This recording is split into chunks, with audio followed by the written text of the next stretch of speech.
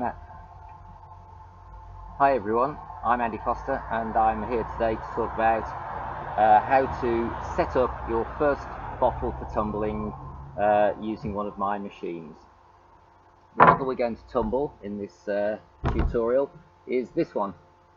It's a probably about 1920s early glass milk bottle, but it's a little bit unusual because it's aqua and it's also blown in mould rather than machine made. So as milk bottles go, this is quite a scarce one, but as you can see, it's in pretty poor condition.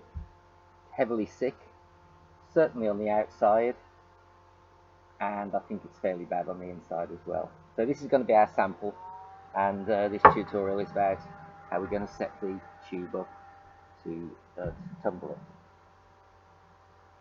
I'm going to start off with the stopple. We're going to use a 3-pronged stopple because it's a round bottle, so it will sit very nicely and leave lots of room there on the bottom for the copper to roll around and clean the bottom of the bottle, hopefully. Now I'm starting with the stopple outside of the tube because one thing that's very important and has cropped up over the last couple of months is that after you've done a cleaning, after you've done a tumbling, take the stopple out, wash it under a tap and dry it quickly. If you leave it in the tube to fester, it will go rusty and its life will be shortened. So whenever I've done a tumbling, take the thing out, rinse, dry, give it a clean up with a little bit of wine wool if needed to get any rust marks off, and that way it'll last as long as possible. Okay. The tube we're going to use is an acrylic tube. It's 110 ml on the outside, 104 on the inside, so it's a 3 ml wall tube. Perfect for this kind of job. I use 5 ml tubes sometimes, wall thickness, and I use 3 ml. To be honest, I've never had a problem with the 3 ml. They're a bit cheaper, so that's what I'm going with. Well, the first thing is to put the bottom stopple into the tube. Now when you do, make sure that the end point here is completely inside the tube. And then reach inside, making sure it's aligned, tighten it up.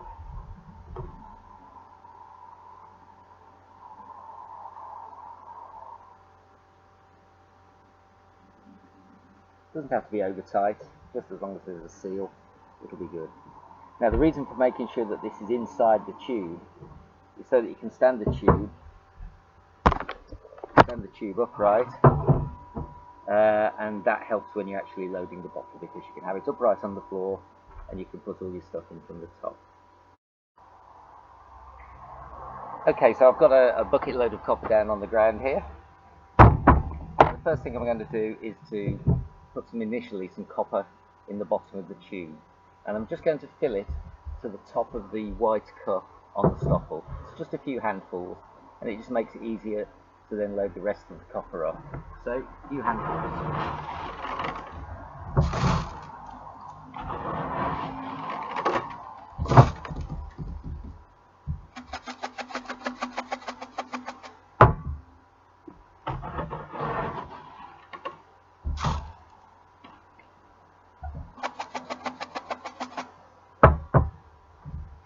Doesn't have to be too accurate, it's just to get some copper up to the bottom of the stopples. The next thing to do, and we're going to clean the inside of this bottle at the same time as the outside, we need to put some copper into the bottle itself. This one's a fairly easy one, being a wide neck. We don't need to put too much in, but we need to make it so that the copper comes up at least to the level of the lip. So again, simple.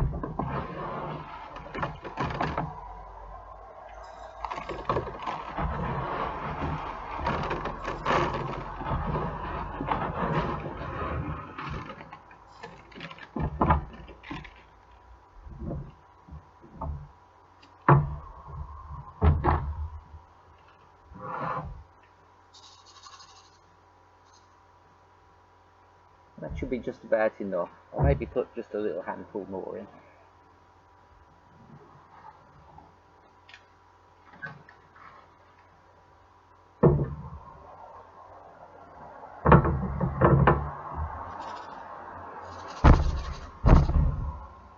Okay, that's good. So as the bottle rolls, the entire inside content will be actually touched by the copper as that rolls round. So now I'll go and get some water and some powder. Okay, so I've now got some water and I've got my powder. Now the powder I'm going to use for this is aluminium oxide. I don't really know how hard this glass is.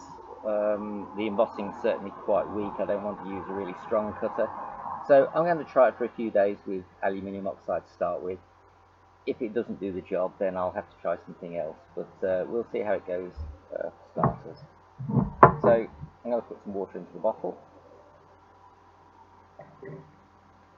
Again, it's got to get up to the as far as the lip, which that does easily.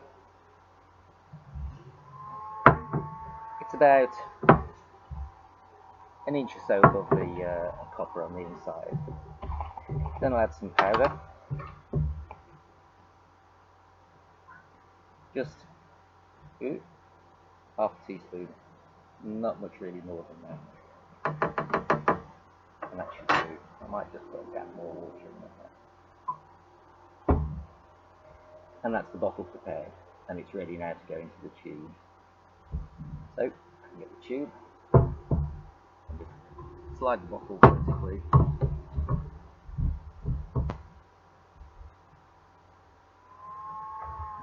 vertically down, so that it sits centrally into the stopples. Not quite central. Better.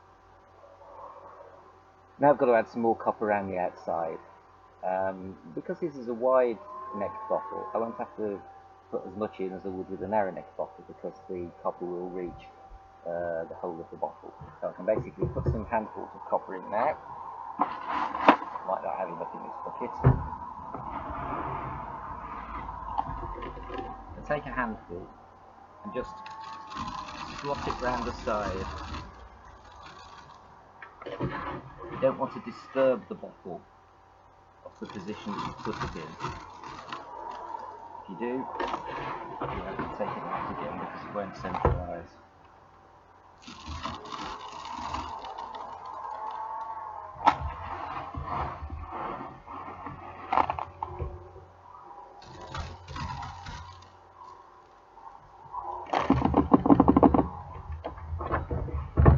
I need to go and get some more copper. Right, I've added some more copper now, and I've got it up to about halfway up the bottle. And now I'm going to add the water. Just pour that in down the side.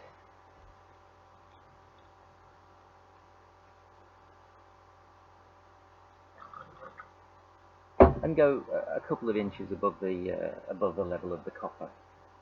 Then I can add the powder to the outside, a little bit more than the inside, but I'll be putting about 1.5 teaspoons into this one. Okay, then we've just got to add the top stopple. Now, this is where a little bit of care is required, because we mustn't have the bottle rattling around. This is one of the earlier types of stopple, which is just a fixed cone, and we need a special procedure to make sure that the bottle is held secure. The way to do it is to tighten the wing nut up until it just sits on the top and slides down. Place the cone into the lip and tighten it up. 2 turns. Half, 1, 1.5, 2. That's all that's needed. But in doing that, the cone will have been pulled a little way away from the top of the bottle, just enough for the bottle to rattle around. So to compensate for that, we need to undo the bottom stopple by a similar 2 turns. Half, 1, 1.5, 2. And that way the bottom cone will lift up slightly and the bottle will be held securely. Well, that's it.